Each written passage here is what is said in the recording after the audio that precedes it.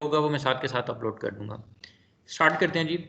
SQL system है क्या? Software quality system assurance system. अभी तक हमने डेफिनेशंस देख ली, क्वालिटी एश्योरेंस हमने देख लिया कि क्या थी और हम ये करना क्यों ज़रूरी है, उसकी रिक्वायरमेंट क्या है। फिर अब हमने आगे एक स्टेप आगे आ गए हैं।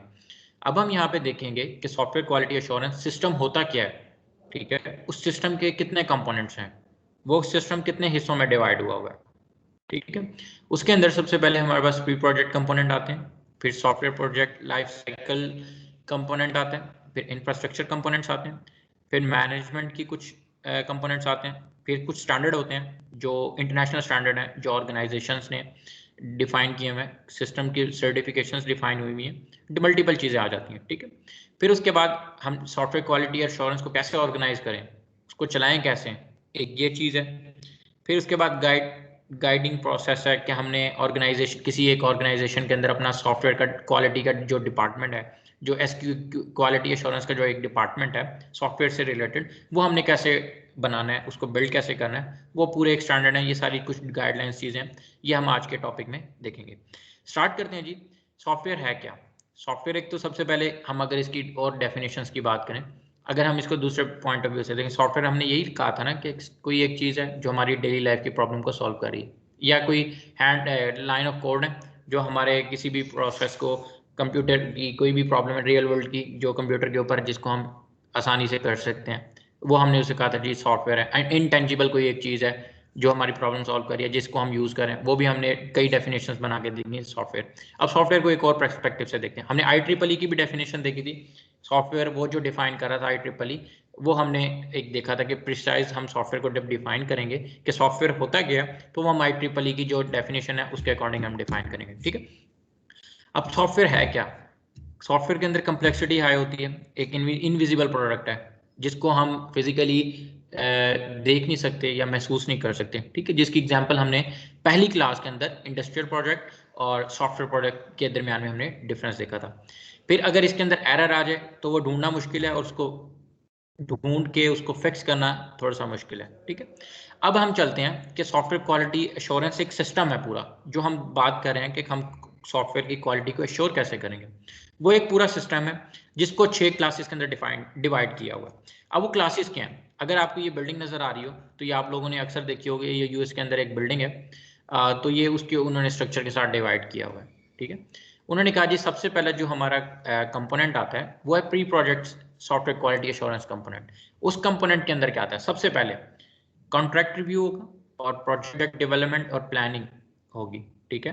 मतलब सॉफ्टवेयर स्टार्ट होने से, उसकी डेवलपमेंट स्टार्ट होने से पहले जब आप कॉन्ट्रैक्ट कर रहे हो, वो आप देखोगे जो आपने कॉन्ट्रैक्ट किया वो किस बेसिस के ऊपर किया, क्या वो कॉन्ट्रैक्ट जो है वो उसकी वैल्यू को पूरा उतरता है, जो उसकी रिक्वायरमेंट, वो जो चीज़ें हम पीछे पढ़कर आ चुके हैं वही एक चीज़ दोबारा से आ रही है। लेकिन अब हम इसको थोड़ा सा और एक्सप्लोर करेंगे। अब टू द पॉइंट हम सॉफ्टवेयर क्वालिटी एश्योरेंस के ऊपर बात करेंगे, ठीक है। Second, project life cycle software quality component. अब लाइफ साइकिल से क्या मतलब है? जब हम एक पूरा प्रोजेक्ट सॉफ्टवेयर डिजाइन कर रहे हैं, उसके अंदर उसकी क्वालिटी को मैनेज करने के लिए पूरे एक प्रोजेक्ट को, तो उसके कौन कौन से कंपोनेंट होंगे, अब वो कंपोनेंट फर्दर आगे डिवाइड हुए। इसी तरह क्वालिटी के इंफ्रास्ट्रक्चर के कुछ कंपोनेंट होंगे। इंफ्रास्ट्रक्चर का मतलब ये है कुछ हार्ड जो हमारे पास हार्ड जो होगा हार्ड डिवाइसेस होंगी, जिनको हम डिवाइसेस कहते हैं, जिनको वो हम कह रहे हैं कि हमारे पास कुछ राउटर की अगर फॉर एग्जांपल है हमारे पास, या भी हमारे पास कोई सर्वर है, कोई भी चीज़ है, सपोर्टिंग डिवाइस जैसे हम कहते हैं, वो इंफ्रास्ट्रक्चर कितना एफिशिएंट है, क्या वो हमारे सॉफ्टवेयर को चला सकता है, इन तरह की हम चीज़ों को डिस्कस करेंगे। फिर क्वालिटी कैसे मैनेज करनी है, प्रोजेक्ट को कैसे मैनेज करना है, ये वो चीज़ आ जाएगी। फिर स्टैंडर्ड आ जाएगा। अब स्टैंडर्ड क्या है? हमने इंटरनेशनल स्टैंडर्ड्स जो हमें डिफाइन किए हुए हैं, हमने उनको लेके चलना है। अब इसके अंदर हम ISO 9001 हम रीड करेंगे, पढ़ेंगे, वो स्टैंडर्ड क्या कहते हैं और उस स्टैंडर्ड के मुताबिक सॉफ्टवेयर की क्वालिटी को कैसे इंश्योर कर सकते हैं, ठीक है। और जो सबसे लास्ट में आता है वो आता है ह्यूमन कंपोनेंट, जिसको हम ऑर्गेनाइजेशन के बेस के ऊपर कह रहे हैं, जिसके अंदर हमारे पास मैनेजमेंट के काम आ जाते हैं, सॉफ्टवेयर क्वालिटी एश्योरेंस के यूनिट्स आ जाते हैं, फिर जो क्वालिटी एश्योर कर रहा है उनके ट्रस्टीज, फॉर एग्जाम्पल हमने अगर कोलैबोरेशन की हुई है किसी के साथ, तो वो ट्रस्टेबल बंदों के साथ, ये नहीं है कि वो आपको सॉफ्टवेयर कहीं और भेज दें। क्वालिटी एश्योर कर रहे हैं ना, आप उनको कह रहे हैं कि आप आएँ हमारे सॉफ्टवेयर को टेस्ट करें, फिर उसके बाद हम जाएं। इसी तरह कमेटीज होती और कुछ फॉरम्स होंगे जहाँ पे हम एक डिस्कस करेंगे कि यह प्रॉब्लम आई, एक इंटर डिपार्टमेंटल डिस्कशन होती है, एक आउटर डिपार्टमेंटल डिस्कशंस होती हैं, ठीक है। अब ये आपको पता चल गया कि हमारे पास 6 कंपोनेंट्स हैं, pre project, project life cycle, quality infrastructure, quality management, standards, और छठा कौन सा है हमारे पास, ऑर्गेनाइजेशनल बेस, ठीक है। अब हम इनको देखते हैं, रिव्यू करते हैं। सबसे पहले अगर हम उसकी बात करें तो हमारी जो प्रोजेक्ट प्री प्रोजेक्ट है उसके अंदर हम ये देखते हैं कि हमें क्या क्या रिसोर्सेज चाहिए। अब रिसोर्सेज से मतलब ये है कि अगर हमने सॉफ्टवेयर डेवलपर हायर करने थे, कितने डेवलपर हायर करने हैं, ठीक है। अब बड़ा सा कोई एक, अगर हम ईआरपी कोई सिस्टम कोई बनाते हैं, एक एप्लीकेशन बनाते हैं ईआरपी की, तो उसको डिज़ाइन करने में हम ये तो नहीं है कि हम एक ही पैसे बचाने के लिए हम एक सॉफ्टवेयर इंजीनियर को हायर करें जो उसकी क्वालिटी को भी देख रहा हो, उसके डाटाबेस को भी देख रहा हो, उसके डिज़ाइन को भी देख रहा हो, मल्टीपल चीज़ों को देख रहा हो। जब बात आ जाती है सॉफ्टवेयर की क्वालिटी की, तो क्वालिटी के लिए क्या होगा, हम स्पेसिफिक बंदे उठाएंगे। अब वो सॉफ्टवेयर इंजीनियर, कुछ सॉफ्टवेयर इंजीनियर स्पेसिफिक होंगे जो सिर्फ डिज़ाइन के ऊपर काम करते हैं, यूआई यूएक्स डिज़ाइन करेंगे, और कुछ ऐसे होंगे जो बैकएंड पे होंगे, और कुछ ऐसे होंगे जो डीबी को कंट्रोल करेंगे, ठीक है। और इसी तरह हम क्यूए टेस्टर हायर करते हैं जो इन सारी चीज़ों को एक यूनिट टेस्ट बनाता है, उसकी इनपुट देख के चेक करके उसको वेरीफाई करते हैं, ठीक है। फिर सेकंड हमारे पास आ जाते हैं जी, सेकंड फेज में हमारे पास रिव्यूज। हम लाइफ डेवलपमेंट जो प्रोजेक्ट लाइफ साइकिल होता है उसके अंदर हमारे पास रिव्यूज बड़े मैटर करते हैं। अब रिव्यूज कैसे, आपने प्रोजेक्ट बनाया, ठीक है, आपने देखा, डिप्लॉय करने से पहले आपने अपनी टेस्टिंग टीम को दिया, सॉफ्टवेयर टेस्टिंग टीम ने उसको टेस्ट किया, ठीक है। फिर टेस्ट करने के बाद उन्होंने बताया जी इस चीज़ों के अंदर मसले हैं। अब एक्सपर्ट ओपिनियन भी लिखा हुआ इसके अंदर। अब एक्सपर्ट ओपिनियन का मतलब ये है कि अगर मैंने लास्ट टाइम आपको बताया था कि हम जो चीज़ें हैं वो स्टैंडर्ड यूज़ कर, स्टैंडर्ड के ऊपर, किसी ना किसी स्टैंडर्ड के ऊपर। अब ये नहीं है कि एक बंदा जो मेडिकल, अगर फॉर एग्जांपल मैं एक स्मार्ट डॉक्टर की एक ऐप बना रहा हूँ जो मेरे मेडिसिन से रिलेटेड या डॉक्टर के अपॉइंटमेंट से रिलेटेड कोई मेडिसिन रेकमेंड जब डॉक्टर करेगा, उसको प्रिस्क्रिप्शन जब तैयार होगी तो वो प्रिस्क्राइब करके देता है, तो उसके लिए हमें किसकी, डॉक्टर की जाहिर सी बात है, डॉक्टर की एक हमें ओपिनियन चाहिए होगी, वो हमें बताएगा कि हमने किस मेडिसिन को किस कैटेगरी के अंदर ऐड करना है, एज कंपेयर टू वो एक सॉफ्टवेयर इंजीनियर जिसको कुछ पता नहीं है मेडिसिन के बारे में और वो अपनी मर्जी से उसकी कैटेगरियां बना के रख दे, ठीक है। इसकी एग्जांपल यही है कि हमने एक्सपर्ट ओपिनियन लेनी है, फिर पीयर रिव्यू लेने, फिर सॉफ्टवेयर टेस्टिंग लेनी है, ठीक है। ये जो हाईलाइट हुआ हुआ है इन चीज़ों के अंदर ये हमारी क्या बात हो रही है, प्रोजेक्ट लाइफ साइकिल। लेकिन जो आखिरी दो एंड पे आती हैं जिनके अंदर सॉफ्टवेयर मेंटेनेंस है और एक्सटर्नल पार्टिसिपेंट है, अब इससे मतलब क्या, ऑपरेशन मेंटेनेंस है। अब हम यहाँ पे सॉफ्टवेयर की मेंटेनेंस देखेंगे, यहाँ तक तो हमने कर लिया। अगर ये मैं स्लाइड पे देखूं, ये 4 स्टेप थे, हमने सॉफ्टवेयर टेस्ट करके हमारे रिजल्ट आ गए, सब कुछ आ गया, ठीक था, हमने देखा जी अब हमारा सॉफ्टवेयर जो है वो डिप्लॉय हो सकता है, हमने डिप्लॉय भी कर दिया, ठीक है। अब उस डिप्लॉय जब किया उसके बाद हमारे पास कोई ना कोई बग आ गया, कोई एरर आ गया, हमने उसको मेंटेन करना है। हो सकता है वो एरर इस तरह का हो जो हमसे भी डील ना हो, तो उसके लिए हमें क्या करना पड़ता है, एक्सटर्नल पार्टिसिपेंट को ऐड करना पड़ेगा, ठीक है। तो इसको हम क्या कहते हैं, यहाँ पे हमारी बात आ रही है ऑपरेशन मेंटेनेंस की।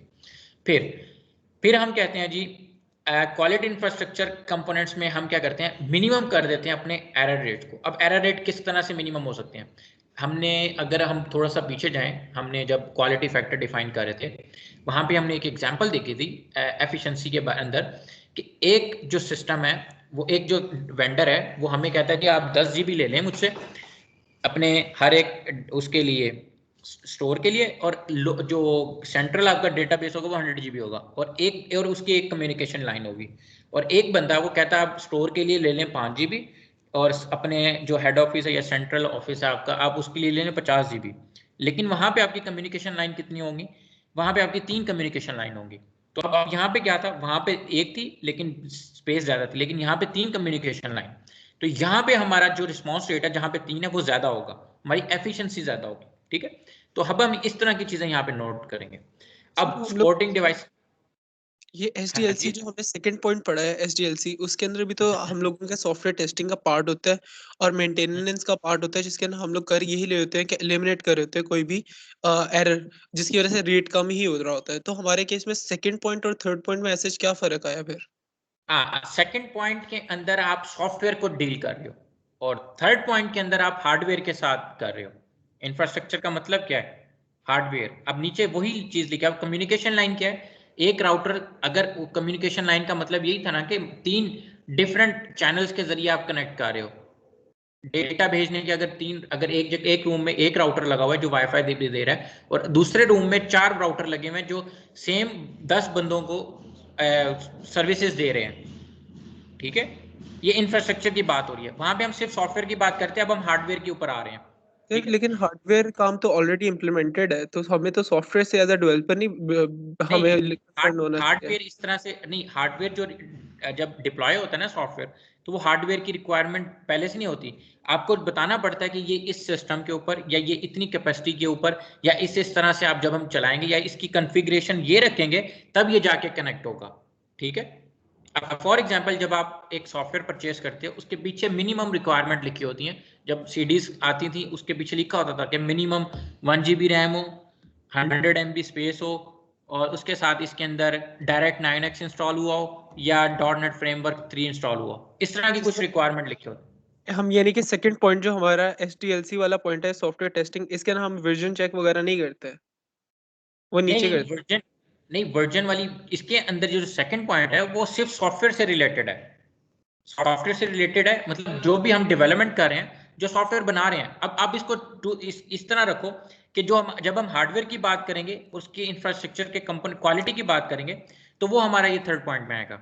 उसके यहाँ पे थर्ड पॉइंट के अंदर हमारे पास सॉफ्टवेयर का कोई लेना देना नहीं है, ठीक है। इसके अंदर ट्रेनिंग इंस्ट्रक्शंस भी होंगी, इसके अंदर ये मल्टीपल चीजें डिवाइड की हुई हैं, ठीक है। इसको हम अब अभी इसको फर्दर थोड़ा सा एक्सप्लेन करते हैं। आगे चल के ना 1 by 1 हर एक चीज को देखते हैं ताकि ये जो आपका ये जो कंफ्यूजन है ये भी क्लियर हो जाएगी, ठीक है। फिर 4 पे हमारे पास आ जाता है क्वालिटी मैनेजमेंट। अब क्वालिटी मैनेजमेंट का मतलब क्या है? अब आपने प्रॉपर प्रोजेक्ट को लेके मैनेज करना है। ये ना हो पहले 10 दिन सोए रहे हैं, प्रोजेक्ट की डेडलाइन 20 दिन थी, टोटल 20 दिन के अंदर प्रोजेक्ट करना था, हमने पहले 10 दिन उसके ऊपर कोई काम नहीं किया, आराम आराम से बैठे रहे, बजट यूज होता रहा या हमने आउटकम कोई ना दी या स्लो काम करते रहे और लास्ट 10 दिनों के अंदर हमने प्रोजेक्ट को तेजी से बनाना शुरू कर दिया और हो सकता है वो 20 दिनों से ज्यादा प्रोजेक्ट चला जाए। तो यहाँ पे हम क्वालिटी मैनेजमेंट के अंदर हम बात करेंगे कि प्रोजेक्ट की प्रोग्रेस को कंट्रोल करेंगे, सॉफ्टवेयर की क्वालिटी को भी साथ में देखेंगे कि क्या हमारा सॉफ्टवेयर की जो क्वालिटी है जो हम इंश्योर करना चाह रहे थे क्या वो उसके ऊपर उतर भी रहा है या नहीं उतर। और थर्ड, हम सॉफ्टवेयर की कॉस्ट देखेंगे, क्या वो हमारे बजट के साथ मीट कर रहा है या नहीं कर रहा। हमने बजट के अंदर रहते हुए ही अपनी सॉफ्टवेयर को क्वालिटी को एश्योर करना है, ठीक है। और फिर लास्ट पे आ जाता है स्टैंडर्ड्स। अब स्टैंडर्ड मैंने आपको बता दिया था, स्टैंडर्ड क्या है, कोई ना कोई हमारे पास एक बेंचमार्क होगा। अब उसकी प्रॉपर डेफिनेशन क्या है? अब वो कहता है कि हम प्रोफेशनल नॉलेज यूज करेंगे इंटरनेशनली। अब पूरी दुनिया में जहां पे एक स्टैंडर्ड डिफाइन कर दिया है कि हम इस स्टैंडर्ड के ऊपर जो भी सॉफ्टवेयर बनाएंगे वो इस स्टैंडर्ड के ऊपर होगा। अब मिनिमम जो स्टैंडर्ड होगा हमें उसको मीट करना जरूरी है, ठीक है। ये स्टैंडर्ड है। इसी तरह अगर हम रियल वर्ल्ड में कोई एक एग्जांपल देखें तो उसके अंदर हमारे पास आ जाता है ISO 9000 जो है वो इसमें भी है, सॉफ्टवेयर में भी होता है और ये हार्डवेयर की जो दूसरी चीजें वहां पे भी एक स्टैंडर्ड होता है, वहां पे भी ये डिफाइन होता है, ठीक है। अच्छा, अब स्टैंडर्ड को अगर मैच करना चाहें तो हम CGPA के साथ डायरेक्ट मैच कर लें। तो क्राइटेरिया क्या है? 3.0। जो स्कॉलरशिप के लिए जो बच्चा 3.0 को मीट करेगा वो स्कॉलरशिप अटेंड करेगा, स्टैंडर्ड है ना। इसी तरह अगर जो 2.0 को मीट करेगा वो बच्चा यूनिवर्सिटी के अगले कोर्स उठा सकता है, वरना वो ड्रॉप आउट हो जाएगा, ठीक है। अब इसकी डेफिनेशन हम देखते हैं, स्टैंडर्ड होता क्या है, उसका मेन ऑब्जेक्टिव क्या। पहली चीज, utilisation of international professional knowledge. जो पूरी दुनिया के अंदर जो प्रोफेशनल नॉलेज है जो जहां समराइज्ड हो गया, जैसे हमें IEEE एक IEEE जो एक उसने हमें एक डेफिनेशन दी थी सॉफ्टवेयर की, इसी तरह वो IEEE ने जो डेफिनेशन दी वो कैसे प्रपोज हुई, वहां पे बहुत सारे थाउजेंड्स ऑफ रिसर्चर ने बहस की या अपनी प्रपोजल डेफिनेशन थी, उन्होंने जाके एक प्रिसाइज डेफिनेशन निकाली कि हम सॉफ्टवेयर इंजीनियरिंग को या सॉफ्टवेयर क्वालिटी एश्योरेंस को हम इस तरह से डिफाइन कर सकते हैं, ठीक है। फिर second, improvement of coordination of the organisation quality system with other organisation, ठीक है। अपने सिस्टम की, अपनी ऑर्गेनाइजेशन की जो क्वालिटी है उसको इंप्रूव करने के लिए हम दूसरी ऑर्गेनाइजेशन के साथ कोलैबोरेशन करते हैं, ठीक है। कोलैबोरेशन से मतलब इधर मतलब ये है कि अगर फॉर एग्जांपल आपके कंपनी है, आपने अभी एक अपना, या आप अपनी एग्जांपल ले लेते हैं, पहले तो एक सिंपल सादी सी एग्जांपल लेते हैं, आप एक प्रोजेक्ट कर रहे हो, क्लास प्रोजेक्ट कर रहे हो, ठीक है। अब सेम क्लास प्रोजेक्ट आप भी कर रहे हो, वही सेम क्लास प्रोजेक्ट आपका क्लास फेलो दूसरा भी कर रहा है, ठीक है। आप एक सॉफ्टवेयर, आप जो प्रोजेक्ट कर रहे हो, आप उसका यूआई बनाते हो, वो कुछ नॉर्मल सा होता है, लेकिन जो आपका जो दूसरा दोस्त है उसने एक फैंसी यूआई बनाया, ठीक है। अब उसकी जो क्वालिटी है वो बेहतर है किससे? आपसे। अब वो कैसे मैन्युफैक्चर हो रही है? हो सकता है उसका, आपका जो है यूआई है, जब आप उसको मिनिमाइज करते हो या मैक्सिमाइज करते हो, वो स्क्रीन के ऊपर एडजस्टेबल नहीं होता, लेकिन जो आपके दोस्त है वो अपने आप से जो ब्राउजर के ऊपर आप खुद को एडजस्ट कर लेता है, ठीक है। क्वालिटी फैक्टर है ना, डिफरेंट क्वालिटी फैक्टर देखने। फिर आप क्या करते हो? आप उससे कोऑर्डिनेट करते हो, उससे इंप्रूव करते हो, उससे सीखते हो, या उससे पूछते हो ये काम आपने कैसे किया, ठीक है। और थर्ड चीज क्या है? आप असेसमेंट करते हो। अब असेसमेंट करना बहुत जरूरी है। जब आपने क्वालिटी अचीव करनी है तो आप असेसमेंट करोगे, ठीक है। अब असेसमेंट कॉमन स्किल की बेस के ऊपर होगा, ये नहीं होगा एक्स्ट्रा ऑर्डिनरी असेसमेंट कर रहे हो।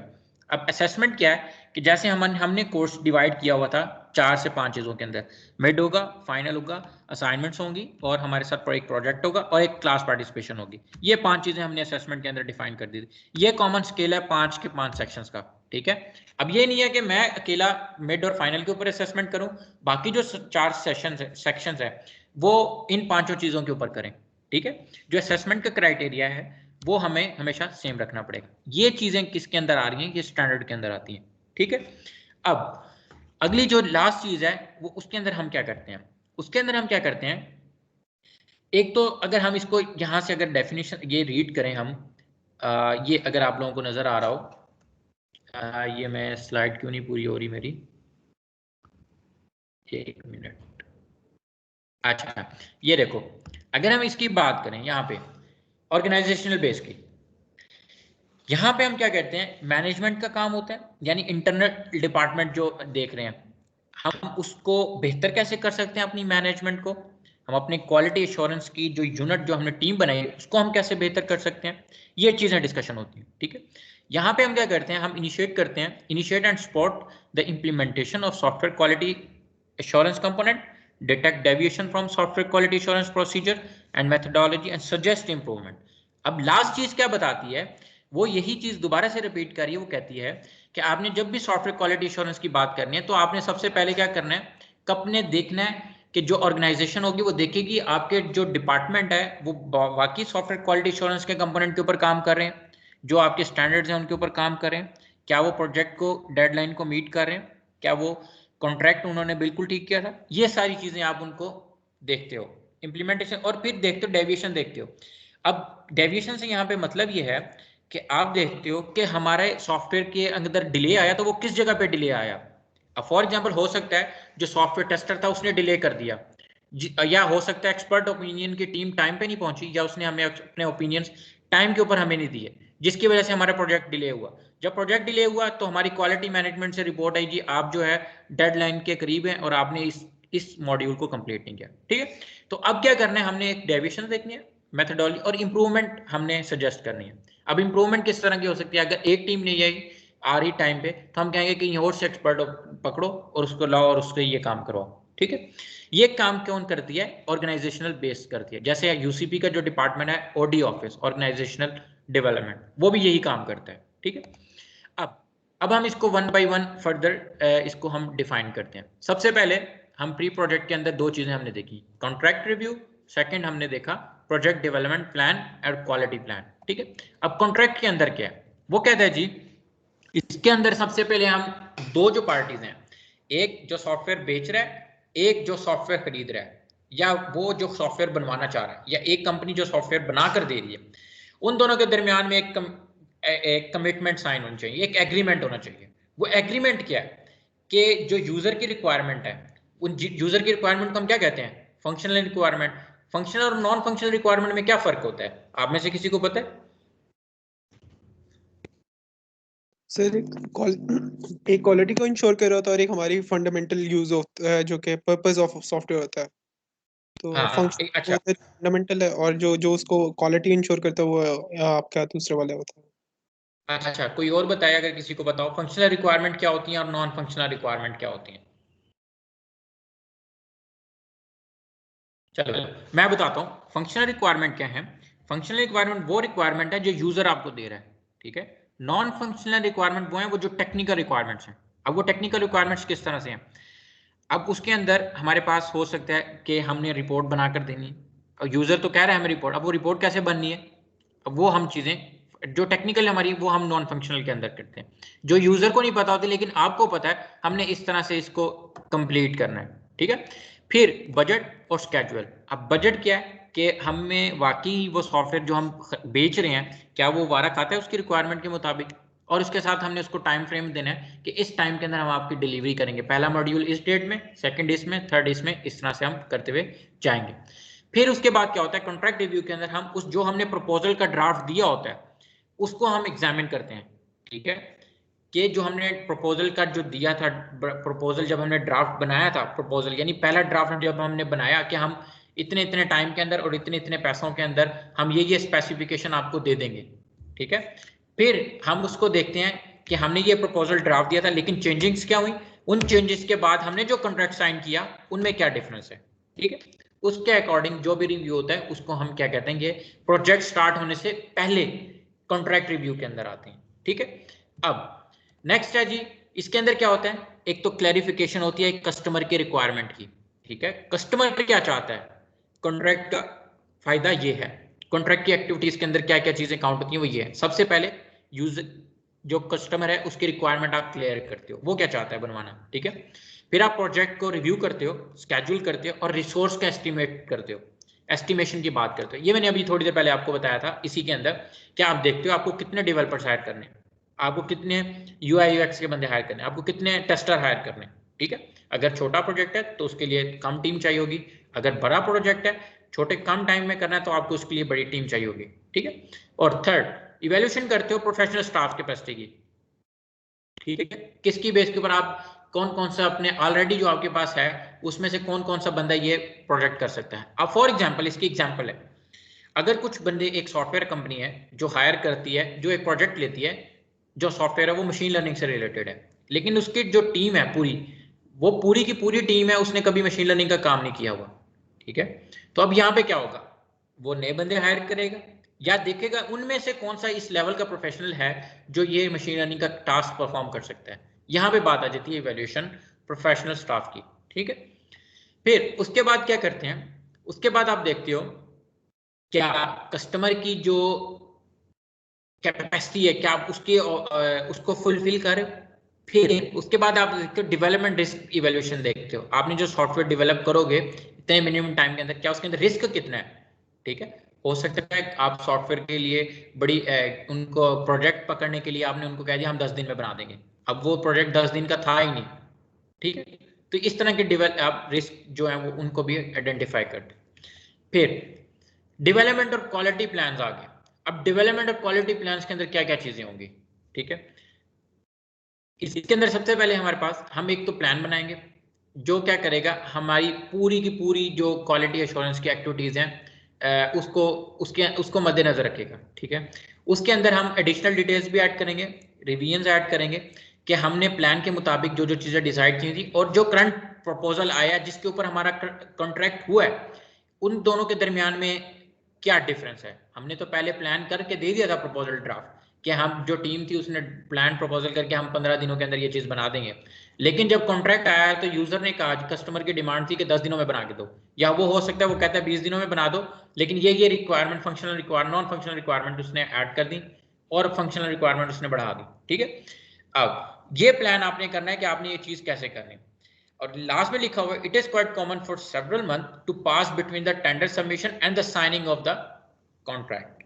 अब वो कहता है जी जब टेंडर लगता है हो सकता है इसमें काफी टाइम गुजर गया हो, अब जो करंट सैलरीज चल रही हैं या करंट टेक्नोलॉजी चल रही है या करंट डिमांड चल रही है, करंट रेट चल रहा है, वो हो सकता है वो हाई हो एज कंपेयर टू वो पिछले वाला, ठीक है। ये सारी चीजें आप इसके अंदर डेवलपमेंट और क्वालिटी प्लान के अंदर डिसाइड करते हो। फिर अब इसके अंदर मेजर इश्यूज क्या आते हैं जिनको आपने प्रोजेक्ट डेवलपमेंट प्लान के अंदर स्केड्यूल्स करने, आपको मैन पावर कितनी चाहिए, हार्डवेयर रिसोर्स कितना चाहिए, ये मैं सारी चीजें आपको अभी पीछे बता कर आया हूं। अब इसकी हेडिंग क्या क्या आपको इश्यूज क्या क्या आ सकते हैं, फिर रिस्क इवेल्युएट करते हो कितना रिस्क है, फिर ऑर्गेनाइजेशनल टीम के इशू देखते हो, टीम मेंबर्स के इशू देखते हो, फिर सब कॉन्ट्रैक्टर्स देखते हो सकता है सब कॉन्ट्रैक्टर से मतलब ये है आपने हार्डवेयर किसी और कंपनी से खरीदा, आपने जो डिवाइसेस थी या कनेक्टर्स थे वो किसी और कंपनी से खरीदे, ठीक है, ये पार्टनरशिप और ये बात। फिर प्रोजेक्ट की मेथोडोलॉजी क्या थी, उसको डेवलपमेंट कैसे होने, उसके टूल क्या थे डेवलपमेंट के, डॉटनेट में बनाना था या पीएचपी में बनाना था, ये सारी चीजें। फिर सॉफ्टवेयर को दोबारा कहाँ पे यूज कर सकते हैं, वो प्लान करके उस तरह से आपने बनाना है। यहाँ पे बात आ गई सॉफ्टवेयर रीयूजेबिलिटी की, ठीक है, जहां पे हमने बात की थी कि हम सॉफ्टवेयर के कुछ मॉड्यूल्स इस तरह से बना डिजाइन करते हैं कि हम उसको बाद में भी यूज कर सकें, ठीक है, रेलेवेंट प्रोजेक्ट के अंदर, ठीक है, जो उससे मिलता जुलता होगा। क्लियर हो गया यहाँ तक। फिर इनसे हमें और क्या होता है, क्वालिटी गोल्स को हमें जो है उनको हमने अचीव करना है, ठीक है। क्राइटेरिया हमने देखना है स्टार्ट कहाँ से होगा प्रोजेक्ट और एंड प्रोजेक्ट, उसका एंडिंग स्टेज क्या होगी। लास्ट में हमने जो रिव्यूज आए, टेस्ट आए जो हमने चलाए, या हमारी जो और कोई वेरिफिकेशन या वैलिडेशन आई थी, उनको हमने देखना है, ठीक। और रिव्यूज देखना, अगर आपने देखा होगा, आपसे भी जब आप कोई ऐप चलाते हो वो आपसे रिव्यू लेते हैं। अब वो आपसे पूछते हैं कि आपने रिव्यू ऐड करना है। समटाइम्स होता है क्या, वैसे मोस्टली यही होता है कि हम रिव्यू नहीं देते, लेकिन कंपनीज जो बड़ी कंपनीज है वो रिव्यूज को बड़ा मैटर देखती हैं, ठीक है। अब रिव्यू, अगर आप रिव्यू ऐड कर दो कि ये चीज इस तरह से मेरे फोन के अंदर ऐप काम नहीं कर रही, या फेसबुक के ऊपर समटाइम्स होता है कि फोर्स स्टॉप हो गया, ऑटोमेटिक स्टॉप हो जाती है, अगर आप रिव्यू में ऐड करो, वो अगली दफा जब नई अपडेट आती है वो उसके अंदर आपका इशू रिजॉल्व हो जाता है, अगर वो मैक्सिमम लोगों को इशू आ रहा है, ठीक है। अब ये कुछ एग्जांपल दी हुई है, एसक्यूए की जो बुक है उसके अंदर भी प्लान लिखा हुआ है, और उसके अंदर अगर एसक्यूए के डॉट साइट के ऊपर चले जाओगे वहां पे भी क्वालिटी प्लान मिलेगा, और आपको बुक के अंदर भी प्रोडक्ट प्लानिंग की कुछ एग्जांपल्स लिखी हुई हैं, ठीक है। अब सेकंड चीज आती है फॉर्मल डिजाइन रिव्यूज। मैं डायरेक्ट इसके ऊपर चला जाता हूँ, सॉफ्टवेयर डेवलपमेंट लाइफ साइकिल के अंदर सबसे पहले रिव्यू क्या आएगा। अब रिव्यू, फिर एक्सपर्ट ओपिनियन, फिर सॉफ्टवेयर की टेस्टिंग होगी, फिर सॉफ्टवेयर की मेंटेनेंस, फिर देखेंगे जी एश्योरेंस करेंगे कि जो क्वालिटी जो हमारे सब कॉन्ट्रैक्टर के साथ हुई थी और जो कस्टमर ने सप्लाई किए पार्ट्स उनके एश्योर करेंगे, ठीक है। ये इसके अंदर हार्डवेयर की आ रही। अब रिव्यूज के अंदर हमारे पास क्या आता है, अब रिव्यूज के अंदर हमारे पास ये जो रिव्यू है ना, ये हमारे डिजाइन फेज के ऊपर डिपेंड करेगा, ठीक है। इसके ऊपर हम ये कहते हैं जी design phase of development process produces a variety of documents, multiple documents वो कह रहे बनाएंगे। Printed document includes design reports, software test document, software installation plan, and software manual, and among others. ठीक है, वो कहता है जी इसके अंदर हम देखेंगे जी हमने सॉफ्टवेयर को इंस्टॉल कैसे करना है, सॉफ्टवेयर की डॉक्यूमेंटेशन कैसे होगी, उसको टेस्ट किस बेसिस के ऊपर करना है, उसके यूनिट टेस्ट कैसे बनेंगे, उसके साथ साथ हम मल्टीपल चीजें देखेंगे। अब रिव्यूज को दो तरह से डिफाइन किया हुआ है, एक फॉर्मल डिजाइन रिव्यूज है जिनको हम DRS कहते हैं, और एक है पीयर रिव्यूज, ठीक है। अब फॉर्मल के और उसके अंदर बड़ा फर्क है। अब फॉर्मल के अंदर क्या होता है कि हम प्रोफेशनल से रिव्यूज लेते हैं। अब प्रोफेशनल कैसे रिव्यू देता है, हो सकता है आपने एक सॉफ्टवेयर का यूआई बनाया है, जैसे मैंने अभी बताया था, हम मिनिमाइज करेंगे तो मेरी वेबसाइट का जो इंटरफेस है वो ऑटोमेटिक मोबाइल की स्क्रीन के ऊपर या टैब की स्क्रीन के ऊपर खुद से स्केलेबल होकर एडजस्ट हो जाना चाहिए। ये ना हो कि इधर से बाहर नहीं कर रहे या ऊपर से कोई उसकी सारे का सारा फॉर्मेट खराब हो गया, ये नहीं चीज है। रिव्यूज लेंगे कि डिजाइन कैसे करना है। अब उसकी एग्जांपल यहाँ पे ये लिखी हुई है कि ये कमेटीज जो हैं सीनियर प्रोफेशनल के ऊपर डिपेंड करती हैं, जिसके अंदर प्रोजेक्ट लीडर होता है, डिपार्टमेंट का मैनेजर होता है, चीफ सॉफ्टवेयर इंजीनियर होता है, और हर एक डिपार्टमेंट का जो उससे प्रोजेक्ट से रिलेटेड जो डिपार्टमेंट है उसका हेड्स होते हैं। वो रिव्यूज देते हैं जी हम इसको इस तरह से कर लेंगे या हम इसको इस प्रॉब्लम को इस तरह से हम सॉल्व कर लेंगे। फिर DR रिपोर्ट के अंदर वो कहता है जी जो रिक्वायर्ड डॉक्यूमेंट होते हैं, यानी जो हमें एक्शन चाहिए अब हमने करना है, वो भी इसके अंदर हम डिफाइन करते हैं, जिसको हम एक्शन आइटम्स कहते हैं। यानी अब ये हमारे पास रिव्यू आ गए, हम इसके मिनट्स और मीटिंग बना लेते हैं। अब हम कहते हैं जी हमने अगर ये 10 दिनों के अंदर ये वाला मसला सॉल्व करना है, ये वाला डिजाइन करना है, इस वाले डेटाबेस के अंदर हमारी ये चीजें कनेक्ट हो जानी चाहिए, ये वाला इतने वाला जो हमारा मॉड्यूल है ये रेडी होके हम डिप्लॉयमेंट के लिए इसको तैयार रखें। ये रिव्यू स्टार्टिंग। अब फॉर्मल को हम थोड़ा सा और डिफाइन करते हैं। वो कहते हैं जी जब डिजाइन कमेटी इकट्ठी बैठती है ना, तो वो क्या करती है, वो डिसाइड करती है कि आपने काम को कैसे करना है, स्टार्ट कैसे करना है और काम को जारी कैसे रखना है, ठीक है। कंटिन्यूटी ऑफ वर्क देखना है, बात आ गई कंटिन्यूटी ऑफ वर्क की, ठीक है। उसके नीचे वो कहते हैं जी कुछ चीजों के ऊपर डिपेंड करते हैं। एक तो इमीडिएट अप्रूवल चाहिए होता है डॉक्यूमेंट के लिए, ताकि आपका काम डेवलपमेंट से स्टार्ट हो सके। कुछ रिव्यूज ऐसे होते हैं जो माइनर सी चेंजेस होती हैं, या वो प्रॉपरली उनको चेंज नहीं चाहिए होता, लेकिन वो फॉरन जो डॉक्यूमेंट है उसके अकॉर्डिंग आप अप्रूवल लेते हो और उसको काम को स्टार्ट कर देते, ताकि आप जल्दी से जल्दी काम को स्टार्ट कर लो। अब रिव्यू फिर आएगा जब एंड पे, हो सकता है अब रिव्यू पीयर साइड से आए या वो रिव्यू आए टेस्टिंग वाली साइड से। इनिशियली काम स्टार्ट हो गया, आपका टेस्ट रिव्यू आया बिल्कुल एंड पे, या आ गया किसी और जगह से रिव्यू आया, तब आप उसको देख के आप उसको सेट कर सकते हो। फिर अप्रूवल होगी, अगले डेवलपमेंट फेज में जाएगा। फिर आप देखोगे कि आपने एक्शन आइटम लिस्ट जो आपने डिसाइड किया था कि हम ये काम कर लें, क्या वो कंप्लीट हो गए? ठीक है। फिर तीसरी चीज में एक एडिशनल डीआर रिक्वायर्ड होगा, डॉक्यूमेंट रिक्वायर्ड होगा में, वो क्या होगा कि जिसके अंदर हम देखेंगे कि कितने टास्क कंप्लीट हो गए और कितने रह गए, ये दो चीजें देखेंगे। क्लियर हो गया? जो एक और बात यहाँ पे जो हो गया, अब जितने आइटम्स हो गए उसके बाद अब कितने हम कर सकते हैं और कितने हो जाएंगे, ये चीज हम इसके अंदर देखेंगे। फिर पीयर रिव्यूज आ जाते हैं। अब पीयर रिव्यूज के अंदर क्या आता है, हम ये डायरेक्ट हमारा होता है, डिपेंड करता है सॉफ्टवेयर मॉड्यूल और इन चीज़ों के साथ हो रहा है। इसके अंदर क्या क्या चीज़ें होती हैं पीयर रिव्यूज के अंदर ना, सबसे पहले हम देखेंगे हमारे पास जो एक तो पीयर रिव्यू ये है कि आपका अब आप जब फाइनल ईयर प्रोजेक्ट बनाते हो, अब आप में से फाइनल ईयर प्रोजेक्ट में से एक लीड कर रहा होगा जो टीचर को रेगुलरली या जो भी आपके प्रोजेक्ट करवा रहे हैं टीचर, उनसे रेगुलर मिलता होगा। ठीक है, वो जब भी मिलेगा टीचर उनको कोई ना कोई इनपुट देंगे, ये करो या ये करो, वो आके इनपुट देगा अपने जो भी उसके ग्रुप पार्टनर है। हो सकता है वो लीड खुद कुछ ना कर रहा, लेकिन उसके जो ग्रुप पार्टनर है वो उसको रिव्यू दे कि ये बात है, इनपुट दे, और वो जाके सर से डिस्कशन करें। ठीक है, ये बात यहाँ पे लिखी हुई है कि यूजुअली जो रिव्यूअर्स होते हैं वो आपके साथ के दो होते हैं, जिनके अंदर सुपीरियर लेवल नहीं लेकिन आपके कोलीग होते हैं, उसके अलावा आपके जो फेलो होते हैं जो सेम इंडस्ट्री से हो रहे होते हैं या सेम जब वर्क प्लेस के ऊपर काम कर रहे होते हैं। ठीक है, अब पीयर रिव्यू होता है क्या? पीयर रिव्यू के अंदर इंस्पेक्शन होती है और वॉक थ्रूज होते हैं। ये डायरेक्टली किसके साथ होते हैं, इसको मैं रीड कर देता हूँ। Directed eight reviewing short documents, chapters, part of report, a coded print out of software module. यहाँ तक क्लियर हो गया? उससे आगे अब वही पीयर डिजाइन में वो इंस्पेक्शन आ गई। मेन ऑब्जेक्टिव क्या होता है, आप डिजाइन को डिटेक्ट करो और देखो कहाँ कहाँ पे उसके अंदर प्रोग्रामिंग फॉल्ट है, आप उसको मैक्सिमम वहां पे सेट कर सकते हो। ये वही रिव्यू वाली बात आ गई जो भी मैंने थोड़ी देर पहले आपको बताया था। अब ये डायरेक्ट क्लासीफाई हो रही है पीयर रिव्यू के अंदर। ठीक है, फिर उसके बाद आप देखते हो समरी देखते हो और स्टैट देखते हो, डेटाबेस के साथ रिव्यू करके मैच करके देखते हो, अच्छा जी ये था, मैंने इसको ठीक कर दिया है और अब मैं अब इसको कहाँ पे यूज कर सकता हूँ, या मैंने ये जो ठीक किया इसकी समरी आप देखते हो कि ये और किसी जगह पे आइंदा ना हो, या आप इसको देख लेते हो अगर किसी और जगह पे एक दफा रिव्यू ले लिया आपने, जब आप दोबारा उसको गलती करो आपको याद होगा कि हाँ मैंने इसको इस तरह से ठीक किया था। अब इसको यहाँ पे वो कुछ इस तरह से डिफाइन कर रहा है कि आप आउटपुट लिस्ट बना लेते हो जो आपने फॉल्ट डिटेक्ट किया और इस पर इंस्पेक्ट किया। Also a defect summary and statistic to be used as a database for reviewing and improving development method।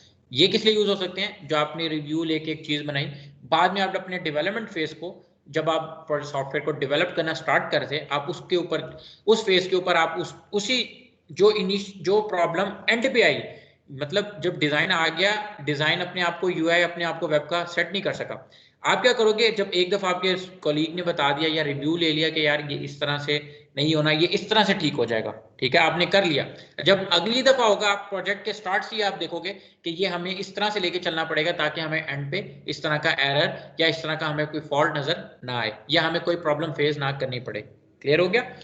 फिर एक्सपर्ट ओपिनियन में लिखा हुआ है कि हम वही जो मैंने आपको भी थोड़ी देर पहले बताया था कि हम बाहर से लोग हायर करते हैं, इन हाउस भी हो सकते हैं और उसके अंदर वो एक्सटर्नल भी हो सकते हैं। एक्सपर्ट ओपिनियन में हम बाहर से लोग हायर करेंगे जो हमें बताएंगे जी आप ये चीज़ें करो तो आपका डेवलपमेंट प्रोसेस बढ़ सकता है, और इन करने से आपका जो है काम की जो प्रोसेस है, जो स्पीड है वो अप हो सकती है, या आप इस तरह से क्वालिटी को इंश्योर कर सकते हो अगर ये मेथड आप अप्लाई करो या इनको यूज करो, या ये टेक्नोलॉजी यूज कर लोगे तो आपकी ये वेबसाइट जल्दी बन जाएगी, या ये यूज करोगे तो आपको पैसे ज्यादा बच जाएंगे, वो मल्टीपल चीजें होंगी। ठीक है, अब ओपिनियंस के अंदर ये काफी सारी चीजें हैं।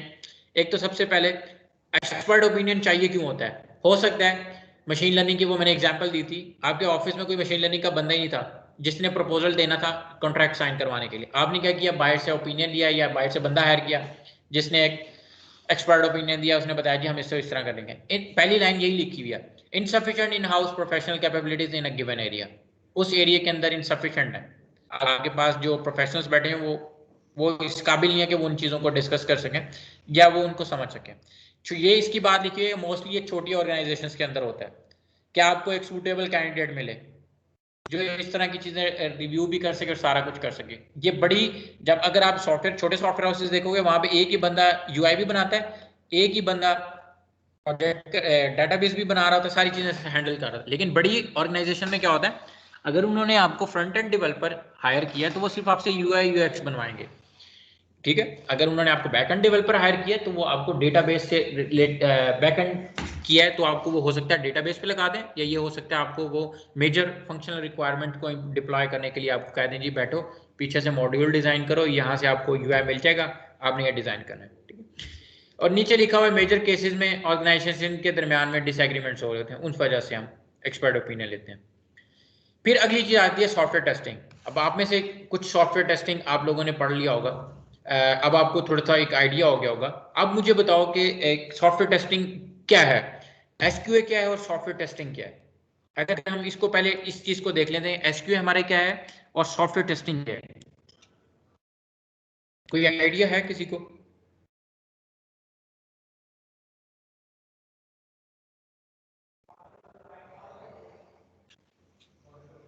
सर एसक्यूए आपने एसटी का डिफरेंस पता कर रहे हो? हाँ, एसक्यूए क्या है और एसटी क्या है? सर हम लोग एसक्यूए के अंदर बेसिकली वो काम कर रहे थे जिससे एरर की प्रिवेंशन की जा सके, और जबकि एसटी के दौरान हम लोग ये कर रहे होते हैं कि जो एरर अकर हो चुके होते हैं जो हमारी नज़र में नहीं पड़े उनके आप कैच कर रहे होते हो और उसे रिपेयर कर रहे होते हो, एक तरह से करेक्ट कर रहे होते हो। अच्छा, चलो एक ये चीज़ होगी। अब मैं दोबारा से रिपीट करता हूँ, मेरा क्वेश्चन ये है कि सॉफ्टवेयर क्वालिटी एश्योरेंस और जो एसटी है ये कैसे एक दूसरे के साथ रिलेट करते हैं? क्या सॉफ्टवेयर क्वालिटी एश्योरेंस जब मैं खुद बता देता हूँ, हमने पहले देखा था कि सॉफ्टवेयर क्वालिटी एश्योरेंस क्या है। पहली क्लास के अंदर मैंने आपको बताया कि सॉफ्टवेयर क्वालिटी एश्योरेंस क्या है, ये हमारी अम्ब्रेला है। इस अम्ब्रेला के नीचे हमारे अंदर एक पार्ट आता है सॉफ्टवेयर टेस्टिंग का, ठीक है। अब सॉफ्टवेयर टेस्टिंग क्यों इंपॉर्टेंट है और क्वालिटी एश्योरेंस क्या है? अब सॉफ्टवेयर टेस्टिंग क्या है, हम टेस्ट करेंगे अपने सॉफ्टवेयर को। अब वो उसको किस तरह से करें, वो कुछ यूनिट टेस्ट होंगे, कुछ ना कुछ हमारे केसेस होंगे जिनकी बेस के ऊपर हम टेस्ट करेंगे। जब तक हम सॉफ्टवेयर को टेस्ट नहीं करेंगे तब तक हम क्वालिटी को एश्योर नहीं कर सकते, ठीक है। जब तक सॉफ्टवेयर हमें टेस्ट होके वो टेस्ट पास कर लेगा, वो कुछ टेस्ट किस बेस के ऊपर हो गए, वो कोई स्टैंडर्ड टेस्ट हो सकते हैं, वो कोई स्टैंडर्ड्स के ऊपर हो सकता है, वो कोई यूजर की रिक्वायरमेंट के मुताबिक टेस्ट हो सकते हैं, इस तरह की कुछ चीजें हो सकती हैं, ठीक है। जब तक वो उन टेस्ट को पास नहीं करेगा तब तक हम उस सॉफ्टवेयर अपने सॉफ्टवेयर की क्वालिटी को एश्योर नहीं कर सकते, ठीक है। अब ये चीज वो यहाँ पे डिफाइन कर रहा है, वो कहता है कि software test are formal SQA component. ये बहुत जरूरी है, ये फॉर्मल के अंदर हमारे पास आती है, जिसके अंदर हम टारगेट करते हैं डायरेक्ट रिव्यूज को जो एक सॉफ्टवेयर चल रहा है, ठीक है, एक जो रनिंग सॉफ्टवेयर है हम उसके ऊपर टेस्ट करते हैं। उसके बाद हम क्या करते हैं, एक लिस्ट तैयार करते हैं टेस्ट केसेस की। अब टेस्ट केसेस क्या होते हैं? टेस्ट केसेस कुछ इनपुट वैल्यूज हो सकती हैं, कुछ रिक्वायरमेंट्स हो सकती हैं, कुछ डेटा हो सकता है, कुछ टेस्ट हो सकते हैं जो आप यूजर चला के उनको चेक करता है या यूजर प्रोवाइड करता है, तो चेक करता है कि उन सिनेरियोज के ऊपर कि क्या ये वैसी रिजल्ट दे रहा है या नहीं दे रहा, ठीक है। फिर that test are based on prepared list of test cases that represent a variety of expected scenarios, ठीक है। फिर सेकंड पॉइंट क्या आया, टेस्ट रिपोर्ट विल इंक्लूड। अब वो जो टेस्ट रिपोर्ट है उसके अंदर क्या होगा, जो हमने डिटेक्ट फाइंड किए अपनी पूरी एप्लीकेशन के अंदर, वो उसके साथ हमने रिकमेंडेशन देनी है। अब रिकमेंडेशन कैसे देनी है, आप लिख दोगे अपने कमेंट में कि हम इसको इस तरह से ठीक कर सकते हैं, ठीक है। आप जब नहीं आपने डेवलपर को दे दिया, डेवलपर उस रिकमेंडेशन को पढ़ेगा या आपने एरर मेंशन करके उसे दे दिया तो वो क्या करेगा, उसको देखेगा, उसके बाद वो उसको बेहतर करके वापस कर देगा, ठीक है। अब नेक्स्ट चलते हैं सॉफ्टवेयर मेंटेनेंस कंपोनेंट आके। अब सॉफ्टवेयर मेंटेनेंस कंपोनेंट के अंदर क्या चीज आती है? Software maintenance component various ranges are provided for extensive periods often years. अब मेंटेनेंस की वही बात है, एक दफा मैं दोबारा से बताता हूँ, मेंटेनेंस क्या है, आपने सॉफ्टवेयर लगाया, उसको आपने चलाना है, ये नहीं लगा के भाग गए। जब यूजर को एरर आया, कोई इसको मसला आया, फेस करना पड़ा, तो आपका कोई आफ्टर सेल ही नहीं था, आपके मेंटेनेंस डिपार्टमेंट ही नहीं था जिसने अगर फॉर एग्जांपल अगर अभी प्ले स्टोर के ऊपर अगर फेसबुक अपनी अपडेट इंस्टॉल करवाना या व्हाट्सएप अपनी अपडेट्स नहीं देता, वो मेंटेन ही नहीं करता, एक बग बार बार आ रहा है, उनकी व्हाट्सएप बार बार डाउन हो रही है, ठीक है। तो क्या होगा, यूजर कम से कम हो जाएंगे, यूजर शिफ्ट कर जाएंगे दूसरी ऐप्स के ऊपर, सिग्नल के ऊपर चले जाएंगे, टेलीग्राम के ऊपर चले जाएंगे। क्यों? उनका फेलियर रेट कम है, वो डाउन बहुत कम होती है एज कम्पेयर अभी। ठीक है, तो ये वही बात आ गई कि मेंटेनेंस का जो आपका सर्विसेज है मेंटेनेंस की, ये कई सालों तक चलती रहती है। कब तक चलती रहती है? जब तक आपका जो कस्टमर है वो आपसे खुश है, आपकी सपोर्ट जो है वो पूरी की पूरी आप कस्टमर की तरफ है। ठीक है, यूजर सपोर्ट आप उसको दे रहे हो, कस्टमर को सपोर्ट दे रहे हो, आप उसे बता रहे हो कि हम आपके साथ खड़े हैं, कहीं पे भी फेल आता है। यहाँ पे क्या आ गई? Corrective maintenance. सबसे पहले user support services, corrective maintenance, second correction of software code and documentation failure. ठीक है, अब मेंटेनेंस हो सकता है यूजर की रिक्वायरमेंट, पहले हमने वो एक एग्जांपल देखी थी, यूजर ने रिक्वायरमेंट कुछ और थी, गेट लिखने वाले ने कुछ और लिखी, टीम के लीड हेड ने कुछ और देखी, प्रोजेक्ट इंजीनियर ने कुछ और देखी, डेवलपर ने कुछ और बनाया, जो डेवऑप की टीम थी जिसने डिप्लॉय करना था उसने जाके कुछ और डिप्लॉय कर दिया। यहां से हमें पता चलेगा कि हमने अपनी मेंटेनेंस को, करेक्टिव मेंटेनेंस हमने कैसे करनी है। ठीक है, फिर उसके बाद हमारे पास एडाप्टिव मेंटेनेंस आती है। अब एडाप्टिव मेंटेनेंस में क्या होता है? एडाप्टिव का मतलब ये होता है खुद ब खुद एक नए एनवायरनमेंट में अपने आप को एडजस्ट कर ले। ठीक है, अब इसके एडाप्टिव की यही बात है कि वो कहता है कि अगर हम करंट सॉफ्टवेयर के अंदर कोई नई चीज ऐड करते हैं, कोई नया फीचर ऐड करते हैं, तो वो क्या करे, वो पिछला जो था उसको छेड़े बगैर या उसको डिस्टर्ब किए बगैर नए फीचर को अपने अंदर एक्सेप्टेबल कर ले। ये होती है एडाप्टिव मेंटेनेंस।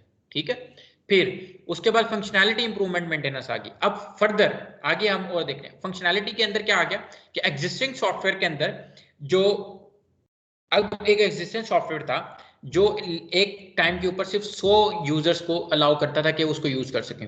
अब उसकी फंक्शनैलिटी क्या थी? वो मैक्सिमम 100 लोगों को एकोमोडेट कर सकता था, लेकिन अब आपने उसकी परफॉर्मेंस बढ़ाई, उसको यूजर्स को अलाउ कर दिया।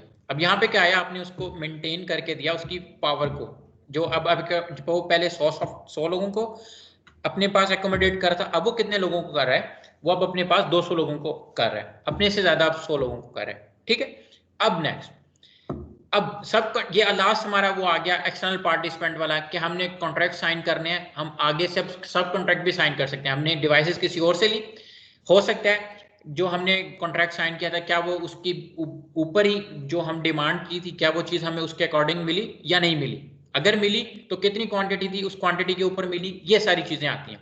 या उसके अलावा जो हमने यूजर को कहा था कि हमें ये, कस्टमर को जो हमने कहा था कि हमें ये रिक्वायरमेंट चाहिए जो आप देंगे, जिसके हम बाद हम ये डेवलपमेंट प्रोसेस को हम तेज कर सकते हैं, हम इसको कर सकते हैं प्रोजेक्ट के दरमियान में, ये हमें हेल्पफुल होंगी, क्या उसने वो चीजें आपको रिक्वायर की? ये यहाँ पे भी हम इस चीज को मेंटेन करते हैं। मैं पढ़ देता हूँ दोबारा से। सब contractors and customer frequently join the directly contracted developers in carrying out software development projects. The larger and more complex project, the greater likelihood the external participant will be required. जितना बड़ा प्रोजेक्ट होगा उतने ज्यादा आपको external resources चाहिए होंगे। ठीक है, और उसके बाद क्या है कि larger proportion of work transmitted to them. Maximum काम ये होगा कि आप तो सिर्फ डेवलप कर रहे हो ना, आपने इंफ्रास्ट्रक्चर खड़ा करना है, आपने एक जैसे एग्जांपल ले लो, जैस के नेटवर्क है, सॉफ्टवेयर तो एक दफा बन गया, बाकी ये काम किन लोगों के हाथ में चला गया? जो वो पॉइंट टू पॉइंट कनेक्शन लगा रहे हैं, जो बूस्टर लगा रहे हैं, जो टावर्स लगा रहे हैं जिनके ऊपर बूस्टर लगे हुए, चीजें लगी हुई, डिप्लॉयमेंट है, अब वो तो जाते हैं सिर्फ टावर। मैक्सिमम काम क्या था? सॉफ्टवेयर हो गया जो कनेक्शन बना के दे रहा है, बाकी क्या है? इंस्टॉलेशन है, कॉन्फ़िगरेशन अलग है, डिवाइसेस इंस्टॉलेशन अलग है, उसके अलावा उसकी लोकेशन अलग है, वो एक अलग काम दूसरी तरफ चला गया। ये वही बात आ गई यहाँ पे कि लार्जर प्रोपोर्शन जो होता है वो आपको लोग दूसरे जो सब एक्सटर्नल जो आप पार्टिसिपेंट ऐड करते हो या कॉन्ट्रैक्ट करते हो, उनके ऊपर जाके उनके साथ आपका पोर्शन उधर जाके डिवाइड हो जाता है। ठीक है, फिर उसके बाद हमारे पास लास्ट चीज है, वो है क्वालिटी इंफ्रास्ट्रक्चर एंड कंपोनेंट्स। ठीक है, क्वालिटी इंफ्रास्ट्रक्चर और कंपोनेंट्स है हमारे पास, ये हम आज ये हम लास्ट है, हम इसके बाद जो अगले 3 है ये हम कल की क्लास में देखेंगे। और इसके बाद एक सीपी होगी, सीपी आपकी एमसीक्यूज बेस्ड होगी। ठीक है, अब उसके अंदर पिछले जो पढ़े हैं उससे भी रिलेटेड कोई चीज आ सकती है, जो हमने आज अभी तक पढ़ लिया उससे भी रिलेटेड आ सकती है। ठीक है, इसलिए आप लोगों ने वो पढ़ के जरूर आना है, और वो एमसीक्यूज बेस्ड होगी सारी सीपी, तो आपने टिक टिक करना है, वो उसी टाइम आपको रिटर्न भी मैं कर दूंगा। सीपी कल होगी सर? कल होगी इंशाल्लाह, क्लास के फर्स्ट सेक्शन में हो जाएगी, मिड में भी हो सकती है और लास्ट में भी हो सकती है। ठीक है, तो आप लोगों ने मैक्सिमम, अगर मैं पोर्टल पे भी अपलोड कर दूंगा कि सीपी होगी कल की क्लास में, तो वो मैं अपलोड कर दूंगा। ठीक है, पोर्टल पे अनाउंसमेंट भी ऐड कर दूंगा उसके हिसाब से, और आगे भी। अच्छा जी, अब इंफ्रास्ट्रक्चर की बात आ गई। अब इंफ्रास्ट्रक्चर से मतलब क्या है? बिल्डिंग्स, चीज़ें। अब आप एक चीज़ बना रहे हो, एक सॉफ्टवेयर है, इंस्टॉल करना है, वो किसी ऑर्गेनाइजेशन या यूसीपी की एग्जांपल ले लेते हैं। यूसीपी में हमने सीएमएस चलाना है, या सीएमएस कैसे चल रहा है सर, किसी ना किसी सर्वर के ऊपर पड़ा हुआ है। अब वो सर्वर किस किस के साथ लिंक है, जहां जहां रोस्टर पड़े हुए हैं उन सब के साथ लिंक है, पीसी सर्वर के साथ लिंक है। अगर इंटरनेट नहीं भी होता वो डायरेक्ट उसको एक्सेस करते हैं सर्वर को और सीएमएस को ओपन कर देते हैं, ठीक है। लेकिन उसी सीएमएस को हमने कनेक्ट किसके साथ किया हुआ है, इंटरनेट के साथ कनेक्ट किया हुआ है। इंटरनेट के साथ कैसे कनेक्ट किया हुआ है, ताकि बाहर से भी कहीं से भी जगह से आप बैठ के उसको एक्सेस कर सको, ठीक है। अब इसके अंदर क्या आता है हमारे इंफ्रास्ट्रक्चर के अंदर, सबसे पहले हम एरर प्रिवेंशन और इंप्रूवमेंट करते हैं। Procedure, work instruction, template checklist, staff की ट्रेनिंग।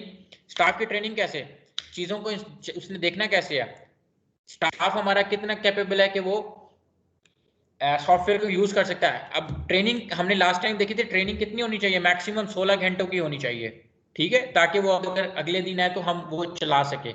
ये यहाँ पे बात क्या आई थी, ये कौन सा टॉपिक था जिसके अंदर हम ट्रेनिंग की डिवाइड कर रहे बात कर रहे थे, कौन सा क्वालिटी फैक्टर था?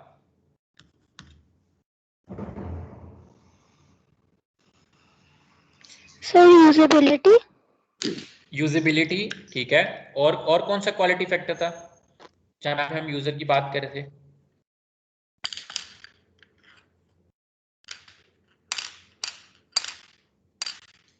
ठीक है जी, आप बच्चे ने जो भी रिप्लाई जवाब दिया यूजेबिलिटी, वो यूजेबिलिटी के अंदर ही हमारी ये चीज आ रही थी, ठीक है, कि यूज उसको कैसे करना है, वो हमारा ट्रेनिंग के जो था वो उसी के अंदर आ रहा था। फिर हमने देखना है प्रिवेंटिव और करेक्टिव एक्शन, हमने एरर से बचना कैसे है और उसको करेक्ट करने के लिए क्या एक्शन लेने हैं। अब एरर से बचने के लिए क्या मतलब है, अगर एक डिवाइस जो कनेक्ट हुआ है किसी राउटर से, उससे बचना कैसे है, अगर उसकी पावर सप्लाई बंद हो जाती है तो वो डिस्कनेक्ट हो जाएगा बाकी सारी डिवाइसेस के साथ। जो मेन डिवाइस वो थी, अगर वो डिस्कनेक्ट हो जाती है तो उसके साथ बाकियों के साथ डिस्कनेक्ट हो जाएगा, ठीक है। तो हम क्या करेंगे, उसके साथ यूपीएस लगा देंगे। करेक्टिव एक्शन क्या था, उसको प्रॉपर 24/7 हम उसे पावर दे दें। फिर कॉन्फ़िगरेशन मैनेजमेंट, सेम कॉन्फ़िगरेशन के ऊपर वो सेट होना चाहिए, ये ना हो कि डिफरेंट कॉन्फ़िगरेशन हो रही है किसी जगह पे और वो आपस में उनका कोई लिंक ही नहीं है, वो एक दूसरे के साथ चल नहीं रहा। और फिर लास्ट में हमारे पास क्या आ जाती है, डॉक्यूमेंटेशन कंट्रोल। डॉक्यूमेंटेशन कंट्रोल का मतलब ये है कि जो चीज़ डॉक्यूमेंटेड है, जो चीज़ डिफाइन कर दी है कि हमने इस कॉन्फ़िगरेशन या इस चीज़ बेस के ऊपर हमने चलानी है, या ये पॉइंट हमने इस चीज़ के लिए रखने हैं, या ये वाला पीसी इस काम के लिए रखना है, या इस वाले पीसी के ऊपर हम रिपोर्ट निकालेंगे, इसके ऊपर हम डेटा एंटर करेंगे, मल्टीपल जो भी चीज़ें करेंगे वो अकॉर्डिंग टू डॉक्यूमेंटेशन होगा, ठीक है। फिर लास्ट में हमारे पास quality, software quality matrices, project quality cost, और ये चीज़ें क्या होती हैं, मैनेजमेंट कंपोनेंट्स हैं। और फिर ये जो हमारे पास जो, वैसे मैं दिखा देता हूँ, अभी एक दफ़ा ओवरव्यू कर रहे थे, कल हम इसको फर्दर डिस्कस कर लेंगे डीप में जाके, एग्जाम्पल्स के साथ हम देखेंगे। प्रोजेक्ट मैनेजमेंट के अंदर क्या आता है, सॉफ्टवेयर कंपोनेंट के अंदर कि हम प्रोजेक्ट की प्रोग्रेस कंट्रोल करते हैं, सॉफ्टवेयर क्वालिटी मैट्रिसेस देखते हैं, और सॉफ्टवेयर की कॉस्ट कितनी है, उसकी क्वालिटी को मेंटेन करने के लिए हमें क्या कॉस्ट देनी पड़ी, ये चीज़ें हम देखते हैं। और स्टैंडर्ड के अंदर क्या होता है, कुछ ना कुछ क्वालिटी जो इंटरनेशनल स्टैंडर्ड है उनकी बेस के ऊपर हम उनको मीट करते हैं। जैसे SC CMM मॉडल है, ये CMM लेवल होते हैं, CMM लेवल 1 2 3, ठीक है। ये अब लेवल क्या है, ये एक स्टैंडर्ड है, इसके ऊपर एक सॉफ्टवेयर लाई करता है, सॉफ्टवेयर हाउस लाई करता है। अगर वो उस मॉडल या उस स्टैंडर्ड को कर रहा है तो उसका एक स्टैंडर्ड है, उसको एक सर्टिफिकेशन मिलेगी कि वो वाकई अपना सॉफ्टवेयर डेवलपमेंट है, वो उस मॉडल के ऊपर काम कर रहा है। हो सकता है A to B जाने के लिए बिल्कुल सीधा रास्ता हो, लेकिन CMM मॉडल क्या है, पहले A से आपने D के पास जाना है, D से आपने C के पास जाना है, और C से आपने B के पास जाना है, ठीक है।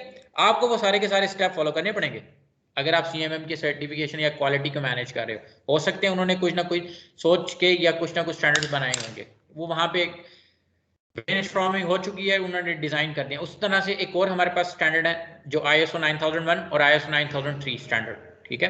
फिर उसके बाद प्रोजेक्ट प्रोसेस के कुछ स्टैंडर्ड है, IEEE ने दिया 1012, ISO ने दिया 12207, और ISO ने IEC ने एक और दिया 29110 एक स्टैंडर्ड, ठीक है। अब ये स्टैंडर्ड होते क्या, इनको यूज कैसे करना ये भी हम पढ़ेंगे, ठीक है। इन स्टैंडर्ड की क्या क्वालिटीज हैं, इन स्टैंडर्ड के अंदर क्या क्या चीजें हमें मेंटेन करनी पड़ती हैं, तो ये भी हम सारी चीजें देखेंगे। और लास्ट चीजों पे वही ऑर्गेनाइजेशनल बिहेवियर आ गया जिसको मैंने बात की थी कि ये टॉप मैनेजमेंट जो होती है ये उनका रोल होता है, ये देखते हैं जी हमने कैसे मैनेज करना है अपने सॉफ्टवेयर के सारे प्रोजेक्ट को, ठीक है, जितने भी कंपोनेंट्स हमारे थे सॉफ्टवेयर जो हम क्वालिटी को एश्योर करने के लिए जो हमने कंपोनेंट डिवाइड किए थे, वो हमने सारे के सारे कैसे मैनेज करने हैं, जिसके अंदर हमारे पास प्री प्रोजेक्ट आ गया था, जिसके अंदर कॉन्ट्रैक्ट देखना था, प्रोजेक्ट डेवलपमेंट प्लान देखना था, फिर हमने इसके डिजाइन वगैरह ये सब कुछ देखने थे, क्या हर चीज अपने टाइम के ऊपर हो रही है, बिल्कुल ठीक हो रही है, आपस में इंटर कोऑर्डिनेशन है आपस में, अगर किसी जगह पे लैग आया तो क्यों लैग आया, उसको हम कैसे बेहतर कर सकते हैं, ये सारे काम किसके डिपेंड कर रहे हैं, ये ऑर्गेनाइजेशन के ऊपर बेस के ऊपर कर रहे हैं, जिसको हम क्या कहते हैं, ये एक ह्यूमन कंपोनेंट है। ठीक है, एसक्यूए कंपोनेंट क्या है कि सॉफ्टवेयर टेस्टर होगा जो सिर्फ जो ऑर्गेनाइजेशन ने जो अपना बता दिया है वो क्या करेगा, सिर्फ क्वालिटी को ही एश्योर करेगा, टेस्टिंग करेगा और वो बताएगा जी हाँ जी जो आपने कहा था तो ये आपकी जो क्वालिटी है इसके ऊपर मैंने ये काम करके दे दिया, टेस्टिंग करके दे दिया, क्या ये उतरता है या उस चीज के ऊपर या नहीं उतरा उस स्टैंडर्ड के ऊपर। डिवाइड किया हुआ है मैनेजमेंट रोल ने एसक्यूए, रिस्पॉन्सिबिलिटीज किसकी होगी, टॉप मैनेजमेंट की, कोई एचआर होगा, कोई कुछ होगा, ये एचआर तो वैसे हायरिंग रिसोर्स मैनेजमेंट हायर कर रहा होता है, अगर कोई हो सकता है कोई प्रोजेक्ट मैनेजर हो, ठीक है, वो इन सारी चीजों को मैनेज कर रहा होगा। और एसक्यूए यूनिट क्या करता है, unit soft and your software testers are the only part of the SQL organisation base that devote themselves to full time to SQA matter. कोई भी क्वालिटी का कोई मसला आ जाएगा वो डायरेक्ट भाई उनका काम है, जो सॉफ्टवेयर टेस्ट कर रहे हैं और या जो यूनिट टेस्टिंग कर रहे हैं या जो मैनुअल टेस्टिंग कर रहे हैं वो सारे के सारा उनका काम है। ठीक है, और लास्ट में एसक्यूए के ट्रस्टीज होते हैं, कमेटीज होती हैं, फॉरम्स होते हैं। ट्रस्टीज के जो होते हैं वो मेंबर्स होते हैं, जो डेवलपमेंट टीम होती है, मेंटेनेंस टीम होती है, ठीक है, जो स्पेशली ट्रीट करते हैं, जिनका इंटरेस्ट होता है, जो मतलब डायरेक्ट जो रिलेट करते हैं सॉफ्टवेयर क्वालिटी के साथ, और वो सारे के सारे जो अपना टाइम है वो सिर्फ इश्यूज को रिजॉल्व करने में, उनको बेहतर कैसे किया जा सकता है, उनको बेहतर करने के लिए एक्सपर्ट ओपिनियन कैसे ली जा सकती है, वही इन सारी चीजों को देख रहे होते हैं, क्वालिटी, ताकि हमारे सॉफ्टवेयर की क्वालिटी इंश्योर हो सके। ठीक है, फिर ये कुछ के बाद ये कुछ लिखा हुआ था कि क्यूए की जो आगे एग्जांपल है, क्यूए जो है इंजीनियर है, अगर वो 17,000 से स्टार्ट होता है, मिनिमम 0 से 5 साल का एक्सपीरियंस तो $40,000 तक जाता है। अगर वो 5 साल से ज्यादा एक्सपीरियंस है तो $35,000 मिनिमम होंगे और मैक्सिमम कितने होंगे, 80,000। ये सैप के कंसल्टेंट हैं, इनकी सैलरीज हैं $35,000 से $80,000 और $60,000 से लेके $1,80,000 तक। इसी तरह सॉफ्टवेयर इंजीनियर की मिनिमम इतनी होती है, और अगर आप इसकी बात करो तो इसकी ज्यादा है। ये देखो टेस्टर की और सॉफ्टवेयर डेवलपर की दोनों की सेम ही सैलरी है। ठीक है, और ये क्वालिटी मैनेजर जो होता है इसकी एक्सपीरियंस चाहिए होता है डायरेक्ट $120, और ये कुछ मोटिवेशन के लिए चीजें हैं जो बुक से कॉपी करके यहाँ पे ऐड कर दी गई हैं। ठीक है, यहाँ तक बात समझ आ गई है। और फिर उसके बाद ये जो आगे हैं ये मैं बस बता ही देता हूँ, फिर आगे जाने से अगली स्लाइड के ऊपर बात चली जाएगी। फिर लास्ट में ये वही चीज है एसक्यूए वाली जो भी मैं पिछले बताया कि ऑर्गेनाइजेशनल बेस होती है, कंपोनेंट जो होते हैं वो ऑर्गेनाइजेशन के अंदर ही इंप्लीमेंट किए जाते हैं और उनका यूज देखा जाता है। फिर उसके बाद देखते हैं जी ऑर्गेनाइजेशन क्या क्या चीजें कंसीडर कर रही होती है, एक डेवलपमेंट देख रही होती है, सॉफ्टवेयर की मेंटेनेंस देख रही होती है, आपने जितनी प्रोडक्ट्स हैं उन प्रोडक्ट को मैनेज कैसे करना है, उनको डिप्लॉय कैसे करना है, उनको बेचना कैसे है, उनके कॉन्ट्रैक्ट कैसे करने हैं, ये सारी चीजें। फिर ऑर्गेनाइजेशन के लिए कोई नए रिसोर्स हायरिंग करने की जरूरत है या नहीं है, अगर किसी को डाउन साइज करना है तो क्यों करना है, कंपनी को डाउन साइज करना है तो क्यों करना है, अगर प्रोजेक्ट बढ़ाने कंपनी बढ़ानी है तो क्यों बढ़ानी है, ये सारी चीजें उसके अंदर आती हैं। फिर डिग्री देखते हैं, कॉपरेशन क्या है ऑर्गेनाइजेशन का और प्रोजेक्ट से रिलेटेड आप क्या क्या कॉपरेशन कर सकते हो। फिर लास्ट में क्या है, ऑप्टिमाइजेशन ऑब्जेक्टिव्स होते हैं, आप अपनी कंपनी को कैसे बेहतर कर सकते हो, अपने सॉफ्टवेयर की क्वालिटी को कैसे बेहतर कर सकते हो, अपनी प्रोडक्ट की सेल को कैसे बढ़ा सकते हो, ये सारी चीजें ऑर्गेनाइजेशनल के अंदर आ जाती हैं। और प्रोडक्ट और मेंटेनेंस सर्विसेज के अंदर तीन चीजें, सॉफ्टवेयर की कॉम्प्लेक्सिटी क्या है, सॉफ्टवेयर का डिफिकल्टी क्या है, फिर डिग्री देखते हैं आपका एक्सपीरियंस स्टाफ है जो प्रोजेक्ट को टेक्नोलॉजी जो आया जो उसने किया क्या वो उसके साथ काम कर सकता है, और थर्ड क्या है, आपने जो एक सॉफ्टवेयर बना हुआ है क्या आप उसको दोबारा यूज कर सकते हो नए प्रोजेक्ट में, या जो एक बना रहे हो उसको क्या दोबारा फर्दर अगर कोई नया प्रोजेक्ट आता है तो उसके अंदर यूज कर सकते हो। और फिर लास्ट में प्रोफेशनल स्टाफ से रिलेटेड जो दो चीजें हैं, एक तो उनकी क्वालिफिकेशन क्या है प्रोफेशनल, उनका कितना एक्सपीरियंस है, उन्होंने कितनी देर क्वालिटी टेस्टिंग की अगर बात करें तो उसके अंदर कितना काम किया, क्या उनसे रिलेटेड कोई उनकी डिग्री शिग्री भी है। ठीक है, और फिर उसके बाद देखते हैं उनका level of acquaintances team member के साथ कैसा है, तो ये ना होना कोई एक प्रोफेशनल है उसने अपनी मर्जी का बंदा हायर किया हुआ है ना, वो काम करता है, वो रिसोर्स भी ज़ाया कर रहा है, वो टाइम भी ज़ाया कर रहा है और वो काम हमें फेवर में बैठा हुआ है। ठीक है, और ये फिर जो चीज़ है चैप्टर नंबर 4 आपका यहाँ पे खत्म, पार्ट 1 जिसके अंदर सॉफ्टवेयर क्वालिटी एश्योरेंस क्या होती है, सॉफ्टवेयर क्वालिटी एश्योरेंस की रिक्वायरमेंट्स क्या होती हैं, सॉफ्टवेयर क्वालिटी एश्योरेंस के क्वालिटी फैक्टर क्या होते हैं, किन किन क्वालिटी फैक्टर की बेसिस के ऊपर हम जाके अपने सॉफ्टवेयर की क्वालिटी को एश्योर कर सकते हैं। जिस क्वालिटी फैक्टर्स के ऊपर हमने 2 मेथड पढ़े थे, अपनी इंश्योर करने के मॉडल पढ़े थे 3। एक मैकॉल का मॉडल पढ़ा था बेसिक, फिर उसके बाद हमने दूसरे 2 मॉडल पढ़े थे 2 साइंटिस्ट के, उनके साथ हमने कंपेयर किया था इन्होंने किन किन बेसिस के ऊपर कैटेगराइज किया और कौन कौन से क्वालिटी फैक्टर थे। फिर हमने देख लिया कि सॉफ्टवेयर क्वालिटी एश्योरेंस के क्या क्या कंपोनेंट्स होंगे, अब वो एक हर कंपोनेंट क्या क्या काम करेगा, उन कंपोनेंट को हमने ये फर्दर डिटेल के अंदर देख लिया। बात समझ आ गई? Chapter number 4 part 1 book complete. ठीक है, अगर कोई सवाल यहाँ से आपने पूछना है तो आप मुझसे सवाल पूछ सकते हो। और उसके अलावा असाइनमेंट आपको मिल गई है, असाइनमेंट की डेडलाइन मंडे शाम 5 बजे। ठीक है, क्विज कल क्लास पार्टिसिपेशन एमसीक्यूज बेस्ड। ठीक है, स्टार्ट में भी हो सकती है, एंड पे भी हो सकती है और मिड में भी हो सकती है ड्यूरिंग द लेक्चर। ठीक है, मैक्सिमम टाइम उसके लिए आपके पास 10 to 15 मिनट्स होंगे। ठीक है, एमसीक्यूज बेस्ड होगी, टोटली सारी एमसीक्यूज बेस्ड होगी।